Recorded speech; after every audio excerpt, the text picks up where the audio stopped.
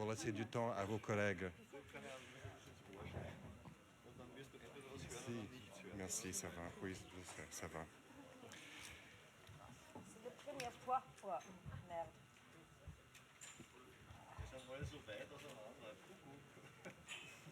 Et ich möchte unsere Gäste darauf aufmerksam machen, Herr Hajduška, Herr Dr. Hajduška, Arno, Georg, Susanna, bitte, wenn Sie eine Antwort geben, ins Mikrofon zu sprechen. Direkt When you answer, please use the microphone. Das sind die Kopfhörer und 1, 2, 3. Deutsch ist... as you can see on the board over there, if you want the English translation, then please turn to channel 6. Et si vous avez besoin de la traduction française, ça va passer par le canal 5. Alors voilà, j'aimerais commencer. Je prierai les photographes de bien vouloir prendre place.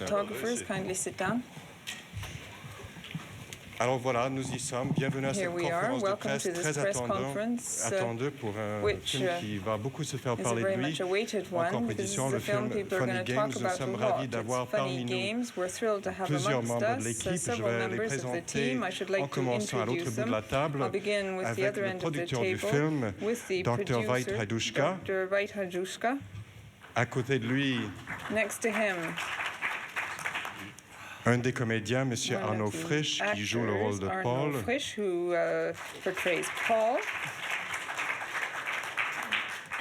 Ensuite, celui qui incarne le rôle de Georg dans le film, M.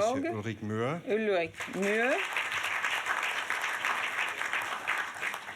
La comédienne Susanne Lothar, qui joue le rôle de Anna. Et enfin, à côté de moi, le réalisateur qui est à Cannes pour la 4e fois, M. Michael Haneke. Qui voudra donc ouvrir la discussion? Also vielleicht werde ich beginnen. Then maybe I'll begin. Was wünschen Sie sich als Reaktion Mr. Haneke, beim Zuschauer? What reaction did you expect from the public? Ja. Schwierige Frage, weil ich, It's a tricky indem ich question. das sage, sofort die You Möglichkeiten put me in a einschränke, difficult position die die because Zuschauer I'm going haben. to limit Aber was ich the mir wünsche, ist range of natürlich, dass possibility. Nach dem Film, nachdem er den Film gesehen hat, Gewalt in Zukunft ein bisschen anders sieht. Das wäre das Optimum, was der Film erreichen kann.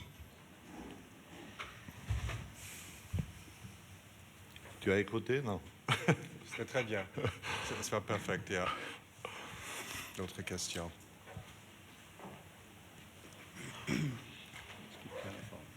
Il y a une question là-bas. Merci. Oui, bonjour, c'est une question pour M. Haneke. Je voudrais savoir comment est-ce que vous définiriez les deux personnages principaux. Est-ce que ce sont des psychopathes ou simplement des gosses de riches qui s'ennuient et qui vont faire des horreurs chez les autres?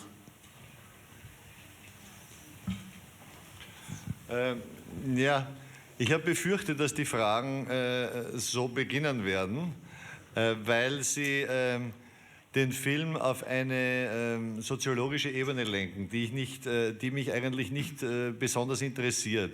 Ich habe den Film deswegen angesiedelt in einem relativ gutbürgerlichen Milieu, weil ich denke, dass das Thema Gewalt ohne Motiv besser in der Lage ist, das Klima unserer Gesellschaft zu beschreiben, als es Filme sind, die Gewalt als Resultat sozialer und psychologischer Spannungen zeigen. Für mich ist auch das Thema des Films nicht so sehr, woher diese Leute kommen. Ich denke natürlich, dass durch die Tatsache, dass sie aus einem wohlsituierten Milieu kommen, das Thema sich schärfer stellt. Ich kann vielleicht ergänzend anekdotisch etwas dazu sagen, das sind traurige Anekdoten. Ich habe in der Zwischenzeit, also seit dem Dreh dieses Films, 3 Zeitungsartikel in die Hände bekommen. Einen über einen Fall in Amerika, einen über einen Fall in Spanien, das ist im Spiegel gestanden, waren 2 Seiten im Spiegel.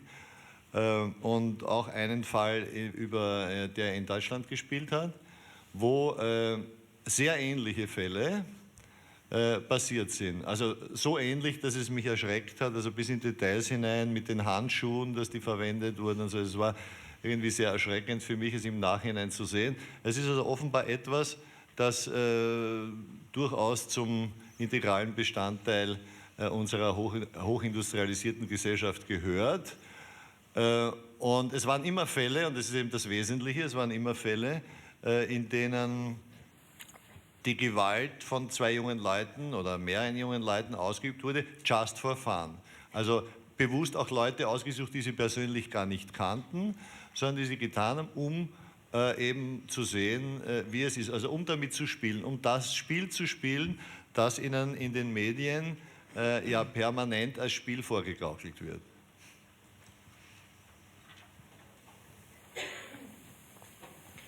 C'est la quatrième fois que vous venez à Cannes, c'est la quatrième fois qu'un de vos films traite de la violence. En quoi est-ce que ce film-là se distingue de la trilogie, de votre trilogie précédente? Ja, also der Unterschied ist, denke ich, der, dass bis jetzt in der Trilogie, also in Siebter Kontinent, Penis Video, vor allem in Penis Video und im Siebten Kontinent und in den 71 Fragmenten, der Zuschauer sozusagen von einer moralisch gesicherten Position dem Geschehen folgen konnte. Er konnte erschüttert sein oder gelangweilt oder was auch immer, aber er war nicht involviert, er war bestenfalls attrahiert von außen. Hier ist er sozusagen Bestandteil des Films oder wird in den Film hineingenommen. Und das war das, was mich interessiert, also sozusagen von der Position des Betrachters mal in dieses Gewaltgenre hineinzugehen und versuchen aber innerhalb dieses Gewaltgenres es aufzubrechen und dem Zuschauer ein bisschen Kenntnis darüber zu vermitteln, schockartig Kenntnis darüber zu vermitteln, was er eigentlich tut, wenn er Gewalt im Film sieht, was er normalerweise sieht, weil normalerweise sehen wir eine Formen von Gewalt im Kino und auch im Fernsehen, die mit der Realität nichts mehr gemein haben, die wir konsumieren können. Und ich glaube, in dem Film ist es relativ schwierig zu konsumieren, die Gewalt.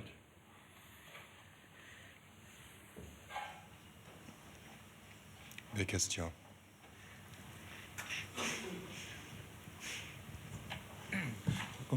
Hallo? So, Gunter Baumann vom Kurier in Wien, eine Frage an Arno Frisch.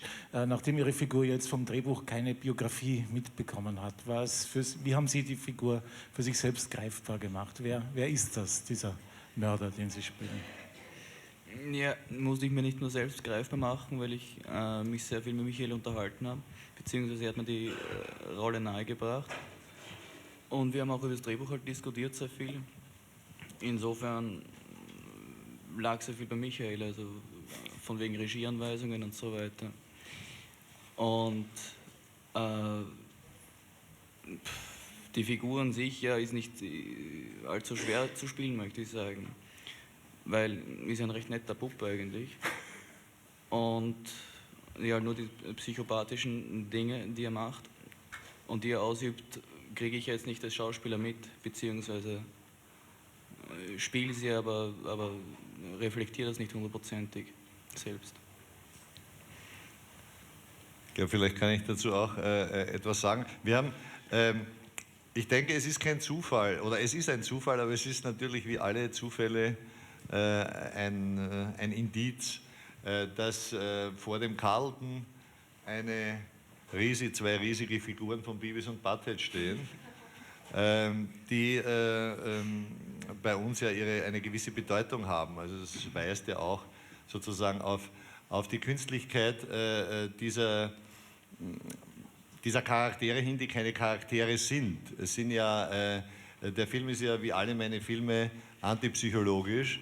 Er verweigert ja ganz bewusst irgendwelche, und ich höre aus der Frage vom Herrn Baumann heraus, natürlich, dass er jetzt auch wieder, wie der erste Frager, bei der Hintertür wieder reinkommen will, um irgendeine Erklärung zu finden für die Figuren. Ich glaube, dass diese Erklärung, selbst wenn man sie fände im Einzelfall, den Zuschauer nicht weiterbringt. Im Gegenteil, es schadet dem Film, denke ich, und der Erfahrung des Zuschauers in dem Film, wenn wir uns zu sehr sozusagen auf den sozialen Aspekt konzentrieren, der ja evident ist, über den braucht man ja nicht lange zu diskutieren. Es ist so, dass heute, und es ist traurig, dass es so ist, aber es ist so, dass heute von vielen Menschen Gewalt nicht mehr als das empfunden wird, was es ist, weil sie abgestumpft sind. Und dass das zu einem Verhalten führt, das außerordentlich gefährlich ist. Und alle Versuche von psychologischen und soziologischen kurzschlüssigen Erklärungen halte ich für genauso gefährlich, weil sie am Thema vorbeigehen. Il y a une question ici au milieu et ensuite monsieur. Yeah, my name is Una and I'm from Korea. I have a question to Mr. Michael Haneke and another one to Mr. Arno Frisch. In the film there is a scene with that remote control thing.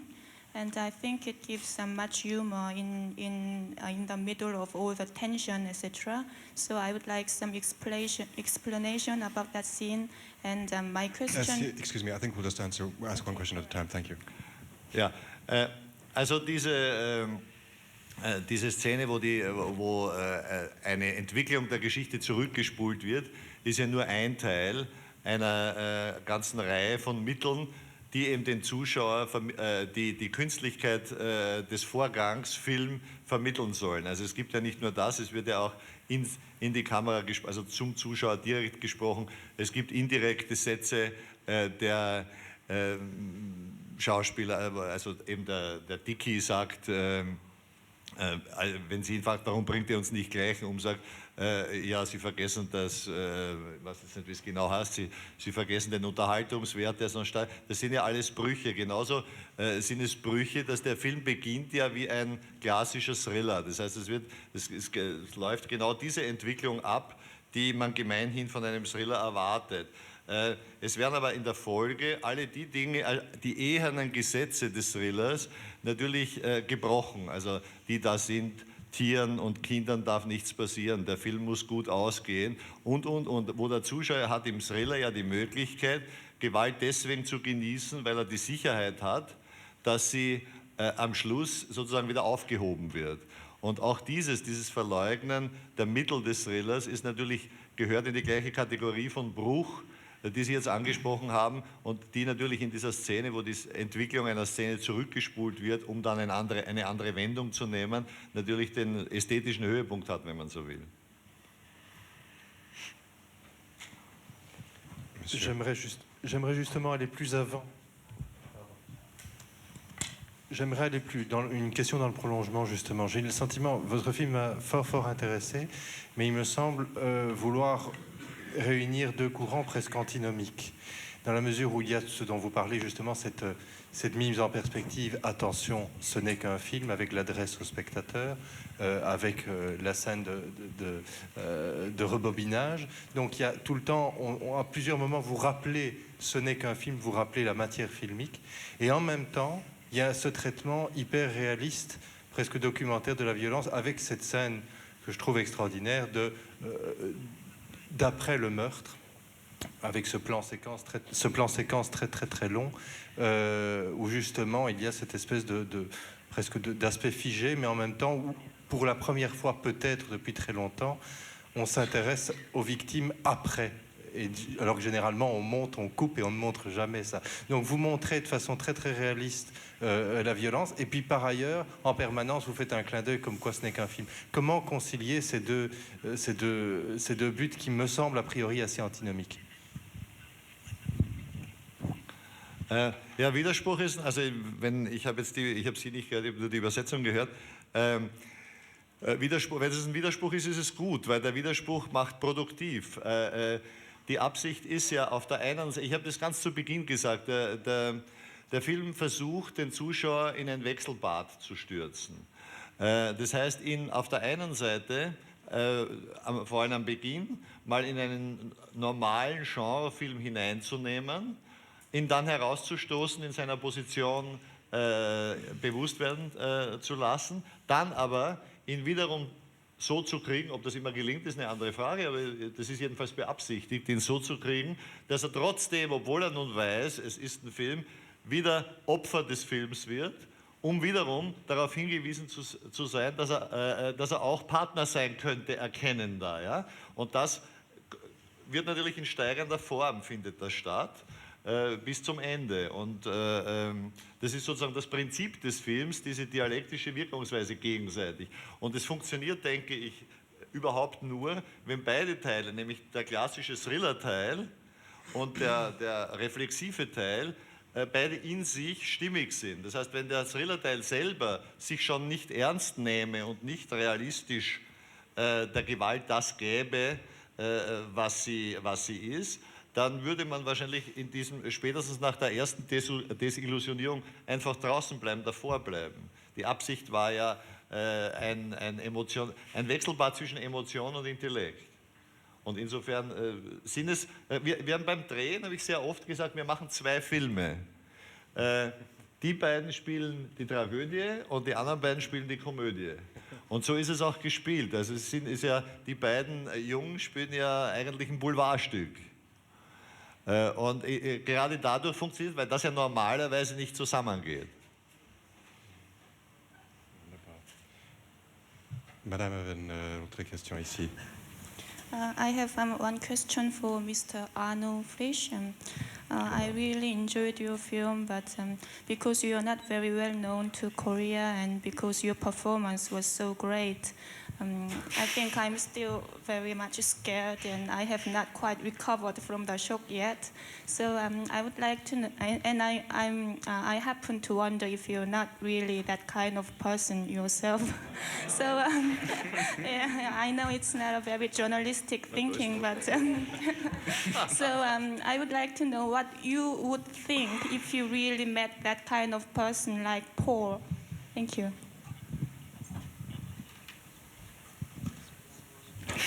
Was? Letzten Satz habe ich nicht verstanden. Wenn er einem solchen Thriller begegnen würde, was er davon halten? Wenn ich Paul begegnen würde, ja.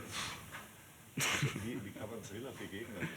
Das verstehe ich auch nicht ganz, aber ja, psychopathischer, böser Bube, würde ich mir denken wahrscheinlich. Also Sie fragen mich indirekt, was würde ich sagen, wenn ich mir selber begegnet würde. Also, da ich einen Paul gespielt habe. Aber für mich ist es trotzdem eine ziemlich unrealistische Figur. In dem Sinn, als dass es so nicht passieren könnte, wie er im Film dargestellt ist. Mehr kann ich dazu nicht sagen.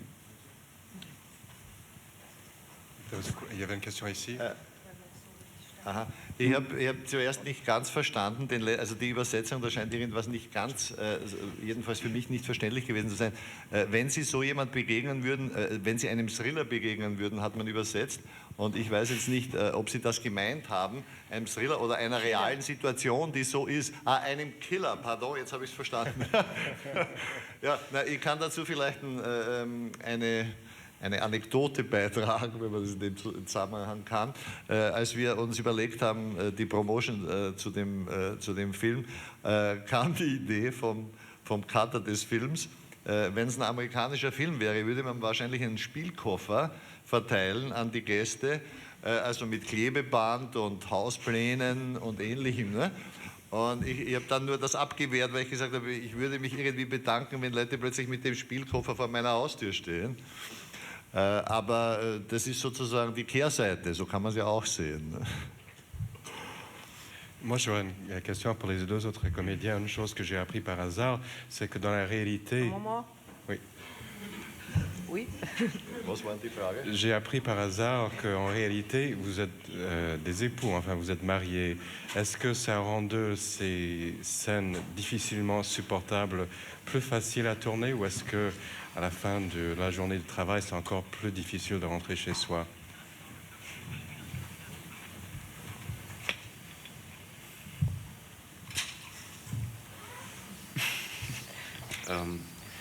Da wir bei den Rollen emotional im gleichen Boot saßen, sind wir also mit ähnlichen Gefühlen dann nach Hause gegangen und mussten keine Wogen zu Hause glätten, die vielleicht der Tag aufgeworfen hätte. Ich weiß nicht, das ist eine oft gestellte Frage, wie Ehepaare gemeinsam Theater oder Film machen. Ich kann dazu von meiner Seite nur sagen, dass es vieles erleichtert, wenn man gerade so emotional schwierige Geschichten wie in Funny Games spielen muss und darf als Schauspieler, wenn man mit einem Partner arbeiten kann, mit dem man sehr vertraut ist und wo bestimmte Hemmungen einfach schon gar nicht da sind oder wo man sich über bestimmte Sachen nicht im Vorhinaus verständigen muss. Das macht es, oder also ich empfinde es als Erleichterung. Susanne? Ich auch. Er hat eigentlich alles gesagt, ja. Il y a une question ici. Oui, Monsieur Haneke, il m'a quand même semblé que votre film était d'une certaine façon extraordinairement allusif parce qu'il a beau être très réaliste, il y a des choses qu'apparemment, pour des raisons, je pense, morales, vous vous interdisez de montrer à l'écran. Et c'est tout le travail du cadre qui est assez étonnant et c'est une constante dans votre travail, il me semble. Je voudrais que vous me parliez un petit peu de ça, c'est-à-dire de ce qui est possible et ce qu'il n'est pas possible de montrer dans votre cinéma et aussi parallèlement du travail du son qui s'ensuit, ce qui est impressionnant. Ja, ich denke, das ist ein ganz wesentlicher Punkt, den Sie ansprechen. Wenn man wie soll ich das sagen, wenn man einen Film über Faschismus macht, kann man ihn nicht mit faschistischen Mitteln machen. Wenn man einen Film gegen den Faschismus macht, kann man ihn nicht mit faschistoiden ästhetischen Mitteln machen. Wenn man einen Film über die Gewalt macht, muss man sich sehr genau überlegen, welche ästhetischen Mittel man verwendet. Ich denke, was ich versuche in allen Filmen, ist auf der einen Seite die Opfer zu zeigen, statt den Tätern. Das ist der Unterschied zum Actionfilm, der die Tat immer von der Warte mehr oder weniger des Täters zeigt und das Opfer dadurch nicht mehr wichtig ist und die Gewalt dadurch konsumierbar ist. Und auf der anderen Seite, indem ich den Zuschauer, indem ich das nutze, was eigentlich seltsamerweise im zeitgenössischen Kino, also vor allem im Actionkino, kaum genutzt wird, die Fantasie des Zuschauers. Also ich denke, dass jede Vorstellung, dass die Vorstellungskraft jedes einzelnen Zuschauers die Liter an Blut und Special Effekt weit aufwiegt. Man muss sie nur zu provozieren wissen. Und es gibt ja nur eine einzige Szene im Film, die sozusagen wie der klassische Actionfilm ausschaut. Das ist genau die Szene, die dann zurückgespult wird, weil sie eben der falsche Film ist. Das ist die einzige Szene mit Special Effekt, die es gibt, also als der Dicky da gegen die Wand knallt. Und die diente eben dazu, auch einen Seitenhieb auf diese Form von Gewaltkino zu machen, wie wir sie alle kennen. Ist es Antwort genug? Oder bin ich jetzt was schuldig geblieben, habe ich was nicht ganz verstanden? Le son, votre travail avec le son. Ach so, ja. Naja, und wenn man was nicht zeigt, muss man es, wie bewege ich die Sensibilität des Zuschauers, die Fantasie des Zuschauers, indem ich Dinge ausspare, beziehungsweise indem ich sie ihm optisch vorenthalte, aber mich an den Sinn wende, der meiner Meinung nach der wesentlich fantasiesteigendere ist. Es ist ja so, dass wir alle durch diese permanente Bilderflut, die wir täglich vor Augen haben, abgestumpft sind gegen Reize. Also deswegen, also nach dem 10. Splatter-Movie ist wenig Steigerung mehr möglich. Und nach der 20. Riesenexplosion kann ihn auch die nicht mehr erschüttern. Das heißt, man muss dann, denke ich, auf der einen Seite auch noch, das habe ich vergessen, arbeiten natürlich mit der Identifikationsfähigkeit des Zuschauers, indem man das Geschehen in einen Bereich ansiedelt, der ihm unmittelbar nachvollziehbar ist. Und dann gehört eben dazu, dass das Ohr meiner Meinung nach ist zwar auch sehr geschädigt, aber ich denke doch, dass es immer noch einen unmittelbaren Zugang zu Hirn und Bauch hat und zu unserer Fantasie hat als das Auge, und es ist noch weniger genutzt, und das mache ich mir halt zu nutzen, eben damit zu arbeiten und das zu nützen. Madame.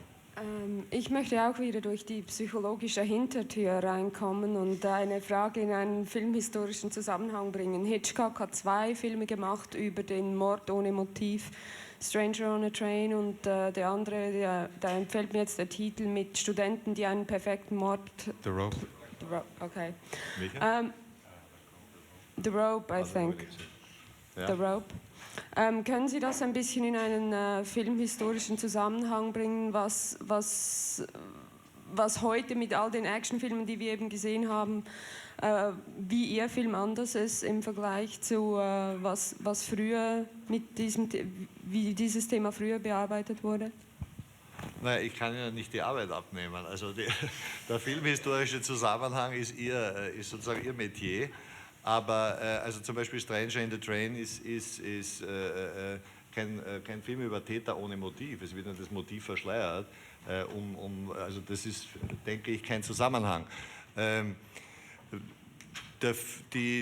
Es gibt, glaube ich, es fällt mir jetzt im Moment nicht ein, es gibt den einen oder anderen Film auch also in den letzten Jahren über Taten ohne Motiv, weil das ist ja auch ein rein juristisch ein neues Problem. Also ich weiß nicht, wie es in Frankreich ist. In Deutschland ist es ja so, in Österreich ist es zumindest so, dass die Rechtsprechung ja nach dem Motiv bemessen wird. Also wenn Sie jemanden töten aus Verzweiflung und Eifersucht, werden Sie weniger schlimm bestraft, als wenn Sie es aus Habgier oder was auch immer tun.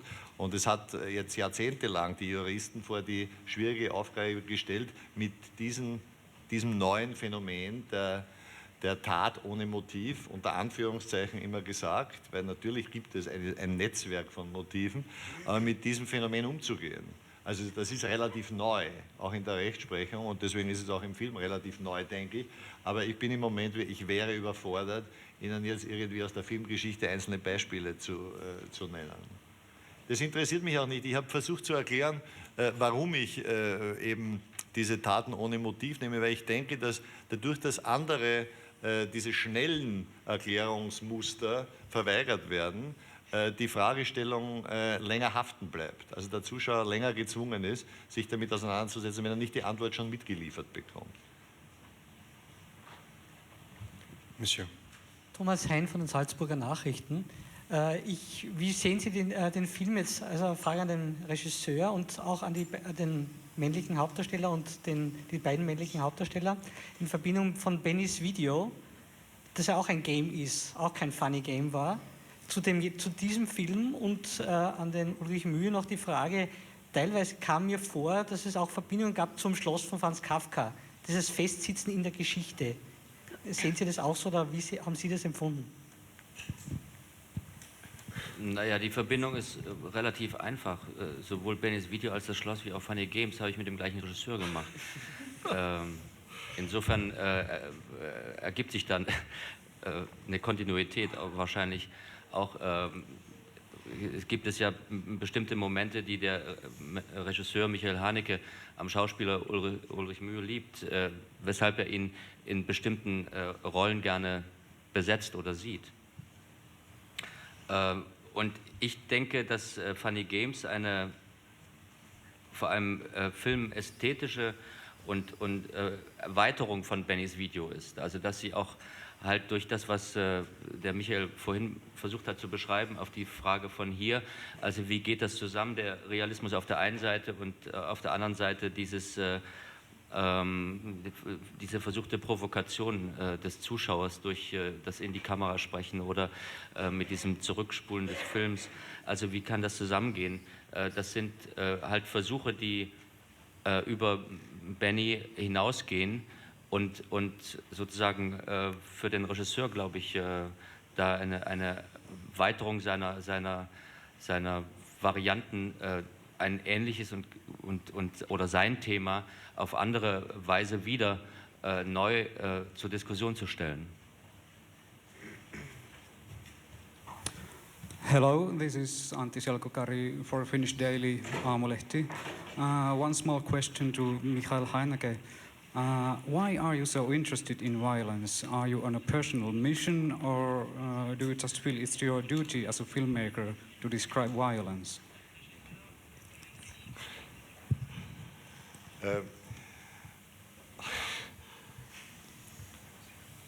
Ich wundere mich immer, wieso so wenig Filme, die sich mit... ich muss anders anfangen. Es ist ja so, 90% dessen, was wir heute im Kino sehen, ist die Feierung, mehr oder weniger Feierung oder besinnungslose Konsumation von Gewalt. Wenn man jetzt versucht, und sie ist natürlich auch ein Spiegel der Gesellschaft. Das ist ja eine Banalität, darüber braucht man nicht zu reden. Wenn man jetzt versucht, Film als Kunstform anzusehen, darüber kann man streiten, ob man das muss oder nicht, aber wenn man das will, fühlt man sich, denke ich, schon verpflichtet, auf die Gesellschaft, in der wir leben, zu reagieren. Und da diese Gesellschaft und mit ihr das Medium, in dem das jetzt alles behandelt wird, da darin Gewalt unglaublich vorhanden ist, kommt man gar nicht drum herum, also sich damit zu befassen. Ich bin, glaube ich, privat ein relativ ängstlicher Mensch und wenn Sie jetzt nach psychologischen Gründen suchen, ist es vielleicht das, dass mich das interessiert, aber ich denke, dass es uns alle interessieren müsste. Ich bin immer verblüfft, wenn man mich fragt, wieso ich mich dafür interessiere. Es ist ja das, was uns allen eigentlich am nächsten geht. Was ist Gewalt? Ich habe jetzt diesen Film von Wim Wenders gesehen, der beginnt mit der Frage Define Violence. Und da habe ich mich natürlich gefragt, wie würde ich Gewalt definieren? Weil das ist eine schwierige Definition. Ich denke, Gewalt ist die Ausübung von Macht gegen den Willen anderer. Und das ist etwas, was wir alle täglich erleben. Und damit muss man sich einfach auseinandersetzen. Also nicht, weil ich einen missionarischen Auftrag in mir fühle, sondern weil ich ein Bestandteil dieser Gesellschaft bin. Monsieur? J'aimerais revenir peut-être à une question tout à l'heure aussi. C'est le fait que le mélange de registres de votre film, et vous jouez à la fois, vous flirtez avec, de façon extrêmement intéressante avec l'émotionnel et un plan beaucoup plus intellectuel. J'ai une question un peu d'ordre sociologique, qui se fait que je suis journaliste belge et je viens d'un pays qui est traumatisé à peu près depuis un an par des choses qui ont sans doute eu un écho international, les pédophiles, l'affaire du trou, etc. Et ce qu'on constate, c'est une psychose dans la population et un raisonnement, et l'intellectuel a tout à fait disparu, en tout cas est oblitéré par le registre émotionnel. Et je me pose simplement une question par rapport à Bon, ici on est au Festival de Cannes, par rapport à un public averti, etc. Mais comment sortir un film comme le vôtre? Je veux dire, est-ce que vous n'avez pas peur que votre film soit uniquement perçu sur le rang émotionnel et que le côté jeu apparaisse comme finalement, entre guillemets, de très mauvais goût? Est-ce que vous n'avez pas peur d'une réaction de ce type-là? Je ne sais pas si je suis assez clair, c'est assez difficile, mais je me pose un petit peu en témoin entre le grand public et les intentions de votre film que personnellement, qui m'intéresse fort, je le répète encore. Wissen Sie, gegen Dummheit ist kein Kraut gewachsen. Also man kann, wenn jemand will, wenn jemand pervers ist, kann er auch aus Schneewittchen einen Film, eine Geschichte sehen, wo es um das Vergiften von Obst geht. Es führt nur nicht sehr weit. Ja? Also ich denke, wir sollten dem Publikum durchaus Intelligenz unterstellen. Und ich glaube, wenn man die Mittel, über die wir vorher schon gesprochen haben, wenn man die anwendet, dass die Leute intelligent genug sind, die zu verstehen. Dass der Film dadurch nicht angenehmer wird, ist eine andere Frage. Das soll er auch nicht sein, weil er sich ja, und jetzt wiederhole ich mich natürlich, weil er sich ja gegen eine überwältigende Mehrheit von Filmen sozusagen behaupten muss, die Gewalt als eine selbstverständliche Unterhaltung darstellen. Da regt sich niemand auf, seltsamerweise. Die werden konsumiert und auch der Journalismus feiert begeistert die technischen Errungenschaften, die da getroffen werden. Kein Mensch spricht über Gewalt. Plötzlich macht ein Filmer einen Film und macht Gewalt zum Thema auf kritische Weise und dann tauchen plötzlich erboste Stimmen auf, dass man das doch nicht machen kann. Das ist irgendwie das Problem auf den Kopf gestellt. Ich versuche das Problem wieder auf die Füße zu stellen. Und der Film provoziert ja vielleicht auch mit der Möglichkeit der Überforderung des Publikums all die vielen Unterforderungen des Publikums, die zu 80 oder 90% ansonsten begangen werden. Monsieur. Peter Hossli aus der Schweiz von Facts. Ich habe zwei kurze Fragen an Michael Haneke und zwar, Entschuldigung, erstmal, sehen Sie sich als Filmemacher oder als Lehrer? Und die zweite Frage ist, gehen Sie wirklich von einem aufgeklärten, mündigen Publikum aus? Weil ich hatte beim Sehen dieses Filmes überhaupt nicht das Gefühl. Also ich fühle mich sicher nicht als Lehrer, das ist das Letzte, was ich möchte. Ich glaube auch nicht, dass der Film was Belehrendes hat. Ich hoffe, dass der Film was Irritierendes hat und dass er sozusagen die Verantwortlichkeit an den Zuschauer gibt, ob er was erkennen will oder nicht. Die zweite Frage habe ich jetzt nicht ganz verstanden. Ich habe das Gefühl, Sie gehen nicht wirklich von einem mündigen Publikum aus, weil Sie optischen... Schon verstanden, ja. Ja, nein, ich gehe von dem Publikum aus, das sich Thriller normalerweise anschaut. Also, dass sich Filme anschaut, die gewalttätig sind. Ja? Und habe versucht, erstmal, das habe ich ja vorher schon erläutert, mit diesen Mitteln den Zuschauer in die Geschichte zu ziehen, um ihn dann eben diesen Wechselbad auszustellen, das für den einen funktionieren wird, für den anderen nicht. Ich bin sicher, dass die diversen Reaktionen auf den Film sehr unterschiedlich sein werden. Und ich glaube, von Gefallen kann man bei dem Film sowieso nicht sprechen. Es geht darum, wie weit er im Zuschauer irgendetwas bewirkt. Und das wird individuell verschieden sein, aber ich denke, das kann man zu jedem Film eigentlich sagen. Also ich bin kein Sozialarbeiter, ich sage es noch 3-mal für alle. Monsieur? Glauben Sie, Herr Haneke, dass die Wahl Ihres Milieus, hat das auch gewisse Absicht? Also sehe auch in Bennys Video und auch in diesem Film ein sicheres Milieu, das eben irritiert wird. Ist das auch, oder glauben Sie, dass das speziell Gewalt in diesem Milieu sonst auftritt? Nee, also das Letzte nicht. Die Frage ist eine gute Frage. Also ich glaube, erstens einmal, es gibt eine ganz banale Ebene. Es ist halt das Milieu, das ich am besten kenne, deswegen schreibe ich auch die meisten Filme darüber, weil man sollte das beschreiben, was man kennt. Das ist aber das Nebensächlichste dabei.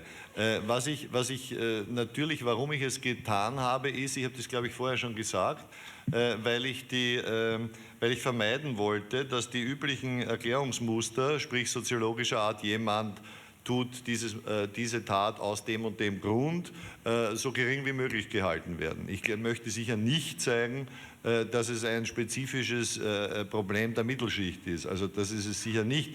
Was der Film aber natürlich zeigt, er ist natürlich auch, wenn Sie so wollen, wenn Sie so interpretieren wollen, eine Kritik an einer Gesellschaftsform, die sich einsperrt. Also die Welt auszusperren versucht und sich damit einsperrt. Und das können Sie jetzt politisch interpretieren und global interpretieren oder individuell interpretieren, das ist jedem überlassen. Aber natürlich ist das ein Phänomen, das wir alle kennen und das sich in dieser Gesellschaftsform des gehobenen Bürgertums am deutlichsten darstellen lässt. Monsieur. Monsieur Haneke, la question vient un petit peu à la suite de ce que vous venez de nous dire. Pardon. Et concerne votre vision ou votre rapport à la famille, parce que dans vos films précédents, vous parliez évidemment également de la violence, mais qui semblait constitutivement déjà intégré dans la cellule familiale et qui en était un élément interne, voire moteur, d'une certaine façon. Là, à quelques exceptions près, parce que le début du film n'est à cet égard pas totalement dénué d'ambiguïté, néanmoins, la matière du film, c'est une violence qui est exogène à la famille. J'aimerais savoir si votre vision du monde a changé sur ce terrain-là.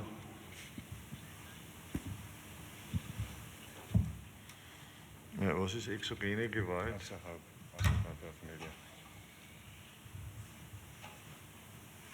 Ich verstehe die Frage nicht. Also in Bennys Video meint er, dass Gewalt ein Bestandteil der Familie sei. Und hier kommt es von aus. Ja, nun, das ist einfach ein dramaturgischer Trick. Man hätte die Geschichte auch anders erzählen können. Man hätte auch natürlich, was ich mir am Anfang natürlich auch überlegt habe, als ich überlegt habe, wie ich den Film konstruiere, wäre es natürlich auch möglich gewesen, so nach dem Muster von Messer im Wasser von Polanski. Ich weiß nicht, ob Sie den Film kennen, das ist schon einige Zeit her. Das ist eine Geschichte von einem Ehepaar, die auf einem Schiff spielt, also auch in einer ähnlich isolierten Position und wo also ein Dritter dazukommt und dadurch wird eben der ganze Konflikt, der in der Familie ist, bricht aus und es kommt zu allen möglichen gewalttätigen Dingen. Das wäre eine Möglichkeit gewesen. Es hätte mich aber weniger interessiert, weil es dann sofort wieder so einen psychologischen Charakter kriegt. Dann sagt man, aha, naja, diese Familie speziell hat dieses Problem und deswegen, sonst hätte das gar nicht stattfinden können. Der Witz bei dieser Geschichte, also Witz unter Anführungszeichen, ist natürlich, dass hier zwei Leute reinkommen in ein Haus, ohne Waffe, ohne alles, nur mit dem Willen, spielerisch jemanden umzubringen und dass das geht. Es funktioniert. Sie brauchen kein Gewehr, Sie brauchen kein Messer, es ist alles da, Sie brauchen nur jemanden töten wollen. Das ist ja das Entsetzliche. Und ob sich die Leute, die jetzt da getötet werden, gut verstehen oder schlecht verstehen, ist relativ irrelevant. Monsieur. La logique psychologique traditionnelle aurait peut-être voulu que les parents s'apitoient, ou en tout cas qu'il y ait une attention à l'enfant mort. Or ici, il n'y en a absolument aucune. J'aimerais que vous vous exprimiez sur ce point aussi. Ça ne me choque pas, hein, mais ça m'intéresse. L'enfant est allongé et les parents songent uniquement au futur et ne s'apitoient pas sur l'enfant, comme dans les drames psychologiques traditionnels. Ja. Ich habe die Frage erwartet, weil sie war auch für uns, für die Arbeit nicht unwesentlich. Wir haben ja Gott sei Dank alle so eine Situation noch nicht erlebt. Nicht? Wir können ja alle nur spekulieren darüber, wie man sich verhält, wenn das eigene Kind neben einen erschossen wird. Ne? Und das war auch beim Schreiben natürlich ein großes Problem, wie man dieser Situation beikommt. Ich habe mich halt orientiert an Berichten, die man kennt aus dem Krieg und so, wo eben auch die Kinder zerfetzt wurden und dann die eine Familie ist eben dann sitzen geblieben und die andere Familie hat sich der Selbsterhaltungstrieb durchgesetzt und die sind weitergegangen. Es ist eine Behauptung natürlich. Also ich kann ja nicht sagen, dass das ein verbindliches Verhalten ist. Es ist ein mögliches Verhalten. Wenn es anders gewesen wäre, würde der Film dort nicht weitergehen. Ich denke auch, es gibt Situationen, wo auch Mitleid nicht möglich ist. Und ich habe mich bemüht, in dieser Szene, die Sie angesprochen haben, um die größtmögliche Fassungslosigkeit, die mir zur Verfügung stand. Das finde ich ein angebrachteres Gefühl als Mitleid, Schmerz. Ich glaube, es gibt Situationen, also auch Foltersituationen, die eine direkte Reaktion gar nicht mehr zulassen. Ich hoffe, ich habe mich verständlich gemacht. C'était pas une critique de ma part, mais c'est justement par rapport au drame américain ou hollywoodien. On aura systématiquement Daddy, I love you, ou enfin ce genre de rapprochement, etc. et l'apitoiement sur le corps. Alors que ce que vous me dites me semble très pertinent et très réaliste, c'est qu'à mon avis, ils sont dans un tel état second que probablement qu'ils feront le deuil. Enfin, ici en l'occurrence, ils ne le feront pas puisque le scénario ne le permet pas, mais réalistiquement parlant, ils feront le deuil, mais bien plus tard, parce qu'ils sont encore plongés dans la situation. Ils sont encore plongés dans la situation dramatique. Donc ça me semblait très intéressant et très nouveau. Voilà, mais je voulais avoir votre point de vue sur la question. Merci. Merci. Malheureusement, il ne nous reste peu de temps. Je voudrais remercier sincèrement nos invités d'être venus nous rencontrer. Et merci à vous aussi d'avoir assisté.